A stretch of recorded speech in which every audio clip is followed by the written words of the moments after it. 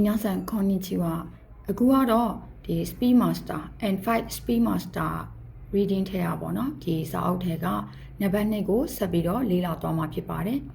အခုဒီပုတ်ကကြတော့စာပိုက်ကနေပြီးတော့ကြည့်ပြီးမှဒီအောက်မှာပြထားတဲ့ပုံလေးတွေနဲ့လိုက်တိုက်ပြီးတော့ဖြည့်ရတဲ့ပုတ်ဖြစ်ပါတယ်အခုစမတို့ကြည့်အောင်နော်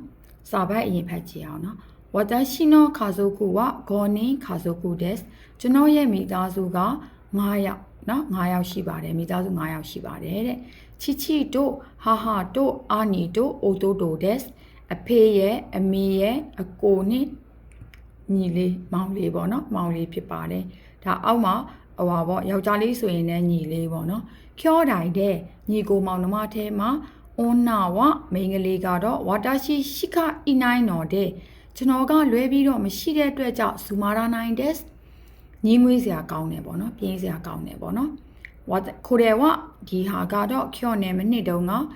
တလျောကုနောရှာရှင်ဒက်မနစ်တုံးကသွားခဲ့တဲ့ခရီးသွားဓာတ်ပုံဖြစ်ပါတယ်တဲ့အောက်ဆင်မတို့ဒီမှာကြည့်အောင်ဒီအောက်ကိုကြည့်မယ်ပေါ့နော်အောက်ဒီပုံထဲမှာသူဘာနဲ့ဖော်ပြထားလဲပေါ့အားကြည့်အောင်ဝါတာရှိနိုခေါ်စကွာဂွန်နီဒက်အားလုံးကတော့ဒီမှာအားလုံး9ယောက်ပေါ့နော်နံပါတ်1မှာလည်း9ယောက်2မှာလည်း9ယောက်3မှာလည်း9ယောက်4မှာလည်း9ယောက်အဲဆိုရင်ဒီမှာကြည့်မယ်ချီချီတို့ဟာဟာတို့အာနီတို့အိုတိုတိုဒက်အဖေရဲ့အမေရဲ့အကိုရဲ့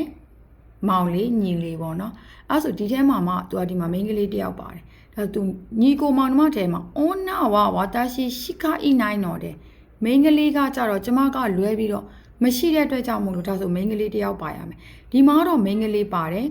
ဒါပေမဲ့မိန်းကလေးက3ယောက်ဖြစ်နေတဲ့အတွက်ကြောင့်နံပါတ်3ကတော့မှားတယ်ပေါ့နော်ဒီမှာကျတော့မိန်းကလေးဒီမှာညီလေးဆိုပေမဲ့မောင်လေးဆိုပေမဲ့လည်းဒီမှာအကိုဖြစ်ရမယ်ပေါ့နော်အဲအကြောင်းမို့နံပါတ်4ကလည်းမှားတယ်ဒါဆိုနံပါတ်1နဲ့2နဲ့ကိုကြည့်မယ်ဒါဆိုဒီမှာညီကို3ယောက်ဖြစ်နေတယ်ဒီမှာဆိုရင်ညီကိုတော့ဒါအဖေအမေဒီမှာညီကို3ယောက်ဖြစ်နေတဲ့အတွက်ကြောင့်နံပါတ်2ကလည်းမှားပါတယ်မိန်းကလေးကကျမကလွဲပြီးတော့မရှိဘူးအကိုနဲ့ဒီမှာမောင်လေးပေါ့နော်အဲ့တော့အဖြေကနံပါတ်1ဖြစ်ပါတယ်ကဲဒါဆိုရင်နံပါတ်3ကိုဆက်ပြီးတော့ရှင်းပြမှာဖြစ်ပါတယ်